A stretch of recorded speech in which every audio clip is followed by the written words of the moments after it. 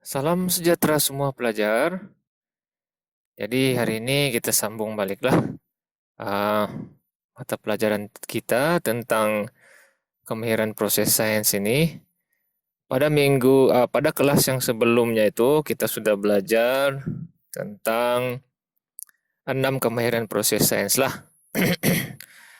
Kalau kamu lupa, kamu boleh tengok balik video yang sebelumnya itu ah.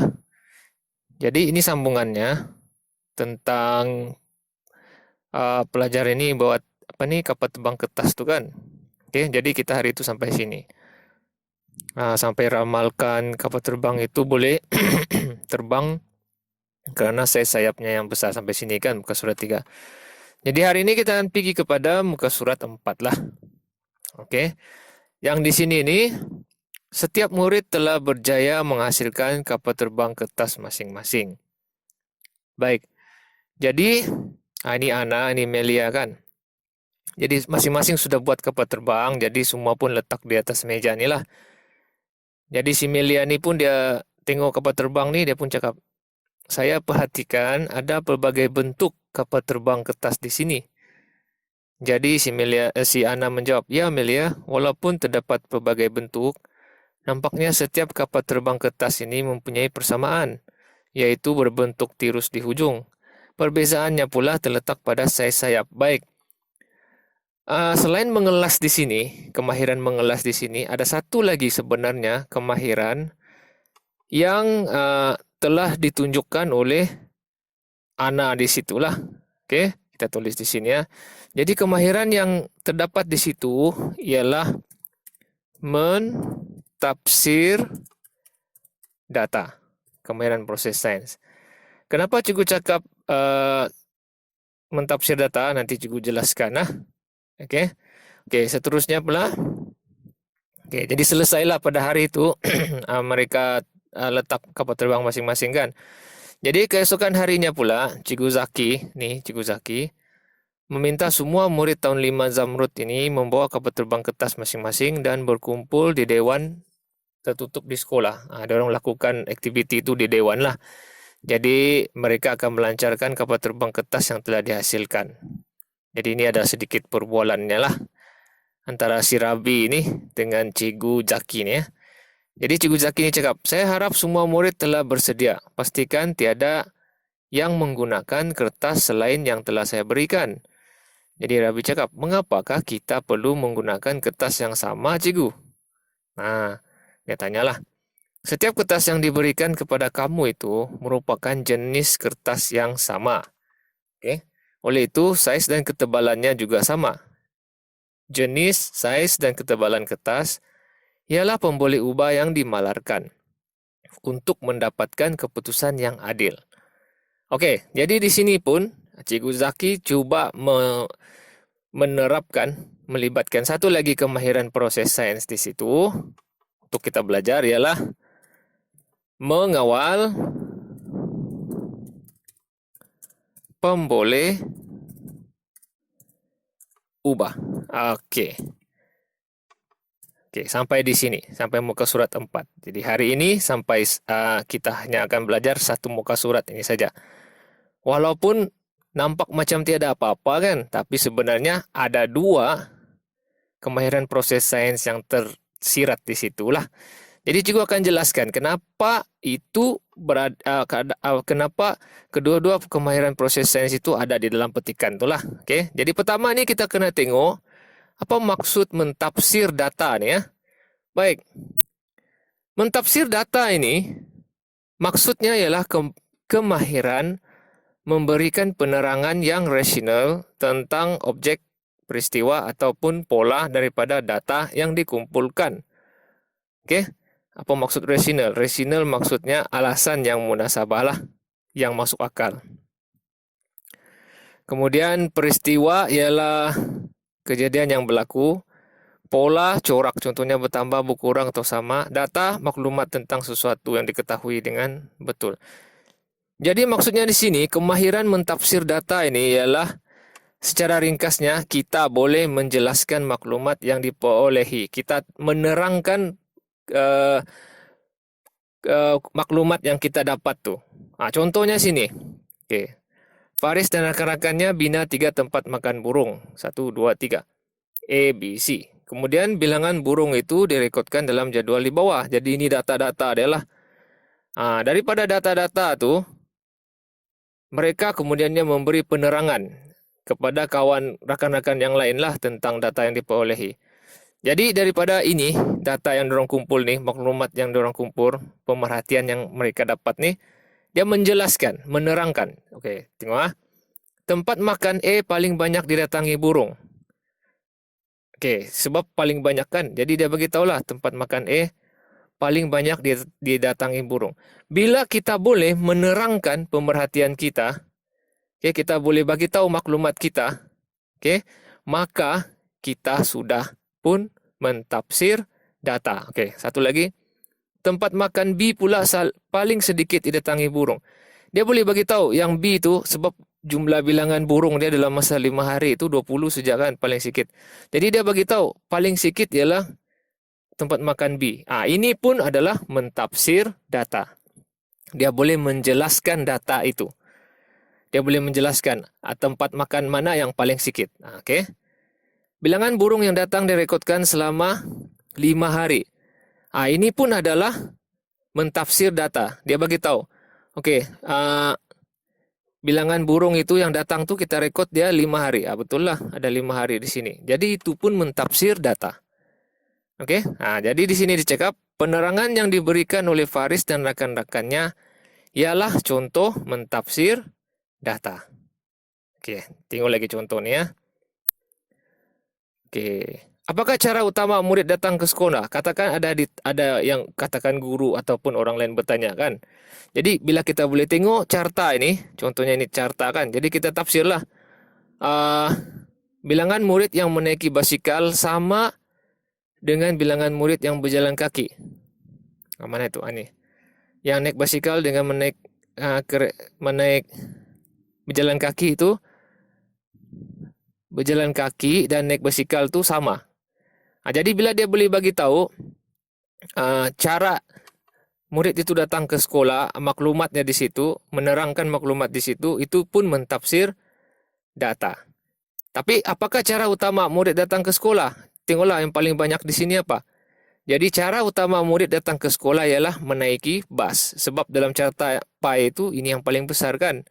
Bilangan yang menaiki bas itu lagi banyak. Jadi itulah jawabannya.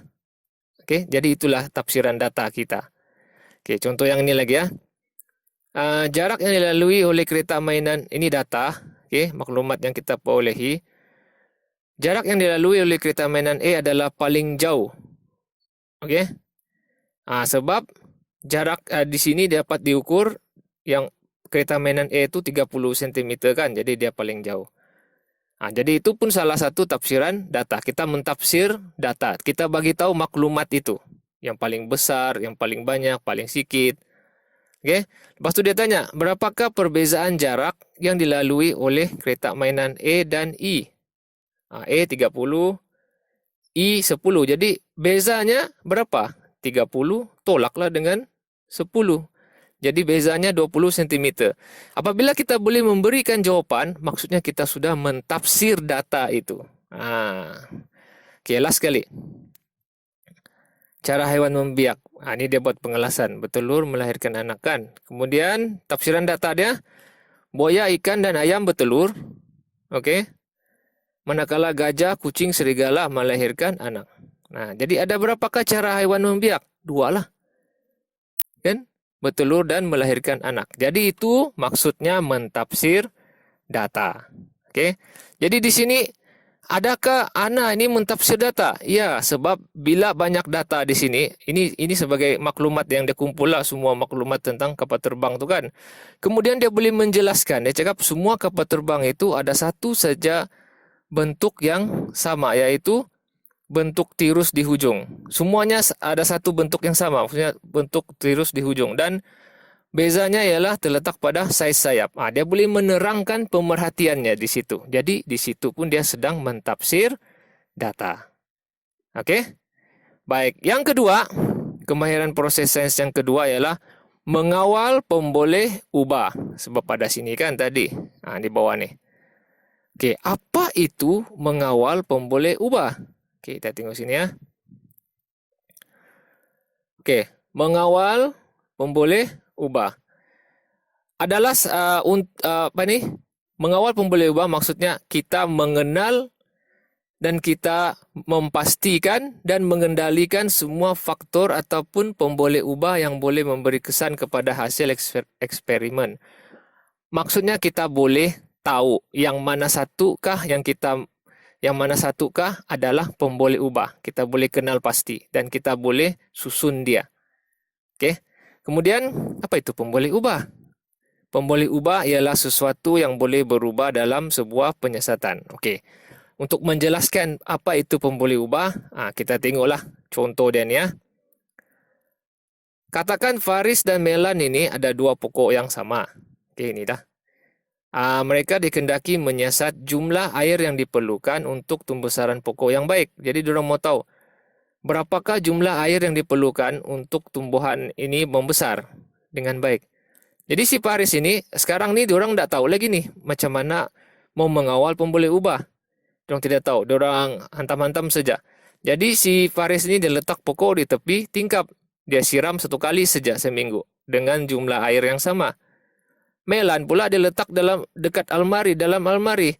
Dia siram 3 kali lagi banyak dengan jumlah yang sama. Jadi lepas 1 bulan, saiz pokok Faris lebih besar, sedangkan dia siram 1 kali. Yang ini siram 3 kali tapi saiz pokoknya kecil. Jadi dia buat kesimpulan, tumbuhan pokok ini lebih baik apabila disiram sekali seminggu. Dan si Melan ni pun dia berfikirlah, tidak, ini penyiasatan kita ini tidak adil, dia bilang. Bukankah pokok saya tidak mendapat cahaya matahari? Jadi bila kita tidak mengawal pemboleh ubah, maksudnya kita tidak kawal apa yang kita mau ubah, apa yang kita mau kasih sama, kita tidak akan dapat keputusan yang adil. Jadi mengawal pemboleh ubah ini membolehkan kita mendapat keputusan yang adil lah semasa membuat penyiasatan. Tu cikgu dia pun cakap lah. Betul. Bagi mendapatkan penyiasatan yang adil, kita perlu memastikan satu pemboleh ubah saja yang diubah dalam sesuatu eksperimen.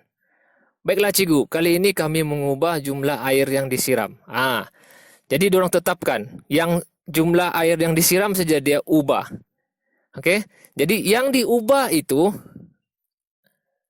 pemboleh ubah yang diubah itu dalam sesuatu penyiasatan, itu yang kita panggil sebagai pemboleh ubah dimanipulasi. Okey, pemboleh ubah dimanipulasi. Pemboleh ubah yang kita ubah. Kalau dalam sini, dia ubah jumlah air yang disiram. Jadi itulah pemboleh ubah dimanipulasinya. Okey, kemudian kita juga perlu memastikan pemboleh ubah yang lain kekal sama. Jadi kita tetapkan jumlah cahaya matahari, jenis tanah dan kuantiti tanah untuk kedua-duanya. Maksudnya di sini jumlah cahaya matahari itu mesti sama, dua-dua dapat. Kuantiti tanah semua sama. Jenis tanah pun jangan lain-lain, dua-dua pun sama. Jadi apa yang dia kasih sama dari awal penyiasatan sampai akhir penyiasatan, yang kita kekalkan, kita panggil dia sebagai pemboleh ubah malar. Ataupun pemboleh ubah dimalarkan lah yang sama. Jadi ada 2 sudah pemboleh ubah di situlah yang perlu kita kawal, yang perlu kita kenal pasti. Kemudian selepas sebulan, selesai sudah dia punya penyiasatan kan. Sekarang apa yang kamu dapat perhatikan? Nampaknya saiz pokok saya lebih besar. Dia dapat sudah keputusannya. Jadi apa saja keputusan yang diperolehi ketika itu yang dapat diperhatikan dalam suatu penyiasatan dikenali sebagai pemboleh ubah bergerak balas. Jadi itulah dia. Mengawal pemboleh ubah ni maksudnya kita tahu apa yang perlu kita ubah dalam penyiasatan, apa yang perlu kita kekalkan sama dalam penyiasatan, dan apa yang perlu kita perhatikan. Apakah keputusannya dalam penyiasatan. Jadi bila kita dapat kenal pasti ketiga-tiga ini, pemboleh ubah dimanipulasi, pemboleh ubah malar, dan pemboleh ubah bergerak balas, maka kita sudah boleh mengawal pemboleh ubah. Oke, jadi dalam case ini, dia sudah kenal pasti satu lah. Dia cakap size dan ketebalannya mesti sama. Jadi, jenis, size, dan ketebalan kertas ialah pemboleh ubah dimalarkan.